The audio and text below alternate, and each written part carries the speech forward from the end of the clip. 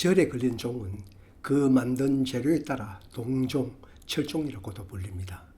그 종소리는 중생들의 영혼을 달래고 부처님의 말씀을 전한다고 범종이라고도 불립니다. 범종마다 그 모습을 살펴보면 상단의 종을 걸기 위해 만든 고리가 용의 모습을 하고 있습니다. 그래서 용유라고도 부릅니다. 신라종은 여기처럼 소리를 더 잘 내기 위해 음통을 달았지만 처음 고려 시대로 갈수록 이 음통은 사라졌지만 용유만큼은 그대로 남아 무거운 종을 들고 있느라 생고생합니다.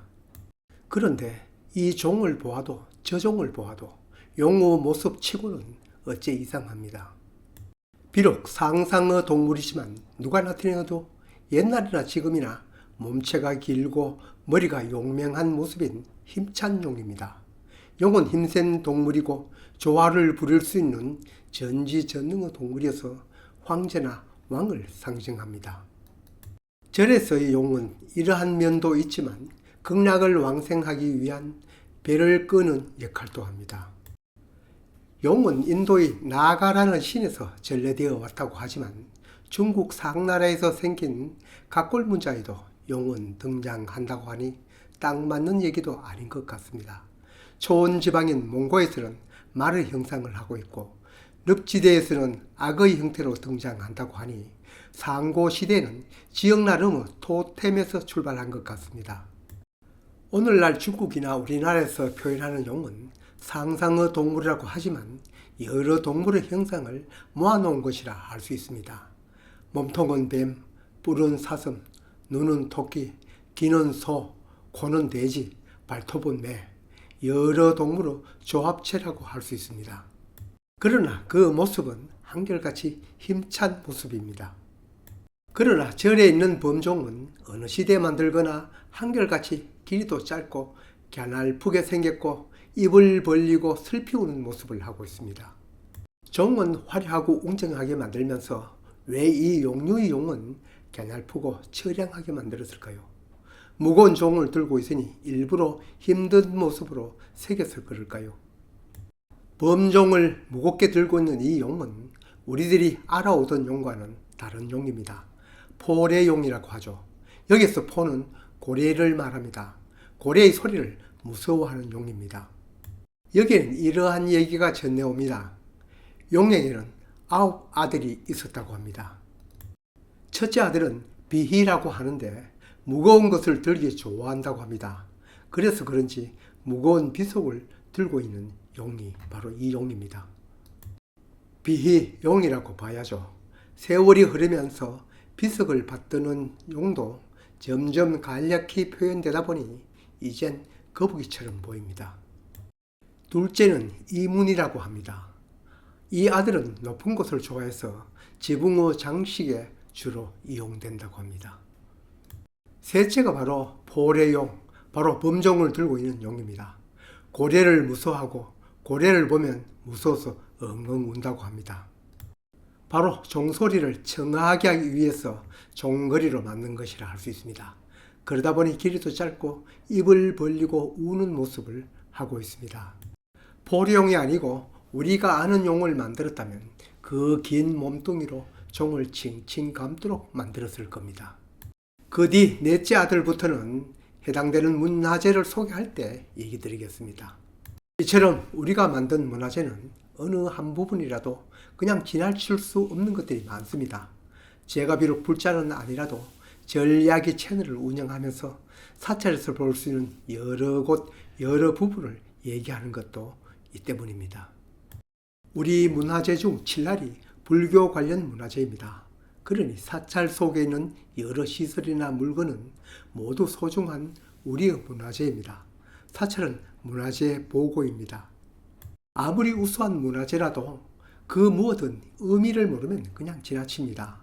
아라비아 말이나 러시아 말을 1분 이상 듣기 어려운 것도 그 의미를 모르기 때문입니다.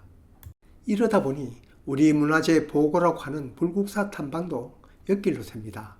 극락전 안에는 3대 불상이라 하는 금동 아미타 불상이 있지만 또 벽의 불화나 처마의 공포도 다른 절과는 특색이 있지만 아무도 관심이 없습니다.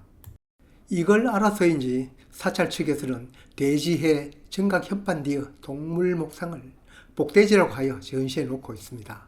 쓰다듬으면 복이 온다는 점이죠. 극락전 현판 뒤에 있는 이 목상은 아무리 보아도 돼지는 아닙니다. 뾰족한 주둥이나 동그란 귀, 웅크린 다리, 잘룩한 허리, 어디를 보더라도 지의 모습입니다. 예전 극락전은 온도를 깔고 거처를 하였답니다. 이렇게 퇴락한 절에 지가 덜 끓었을 겁니다. 감히 절에서 지덫이나 지약은 놓을 수 없고 생각 다 못해 지를 쫓기 위한 왕지를 새겼을지 모른다는 것이 필자의 측측입니다. 어느 것이 맞는지는 중요하지 않습니다. 다만 우리 문화재 탐방의 한 모습을 보는 것 같아 마음이 쓰립니다.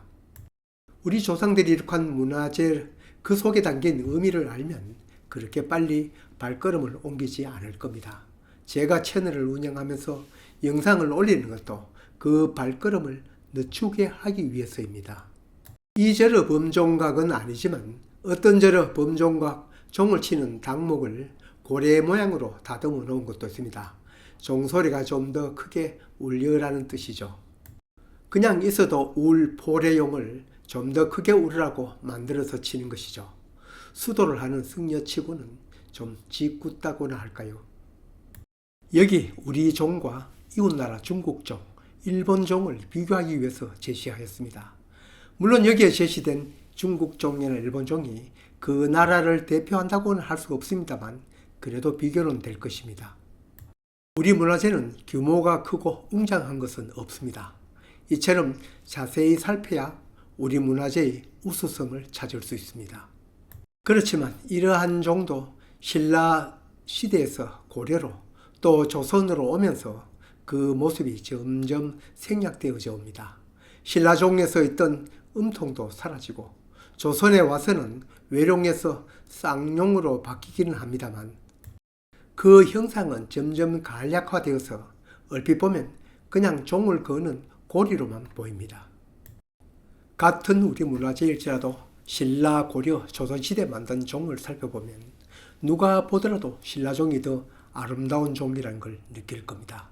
그래서 모두들 신라종, 신라종 하는 겁니다. 안타까운 것은 이러한 신라종이 현존하는 것이 얼마 없다는 점입니다. 깨어지고 잃어버리고 뺏기고 지금이라도 우리 모두 우리 문화재에 대해서 더 관심을 가져야겠습니다. 우리가 문화민족이라는 것을 뒷받침하는 것이 바로 우리 문화재입니다. 만일 문화재가 모두 사라지면 그 말은 공허한 말이 될 겁니다. 그 옛날 북방에서 세력을 떨치던 거란이나 여진, 말갈 이러한 민족은 말과 글 또한 그들이 만든 문화가 사라지니 민족 또한 사라지게 된 겁니다.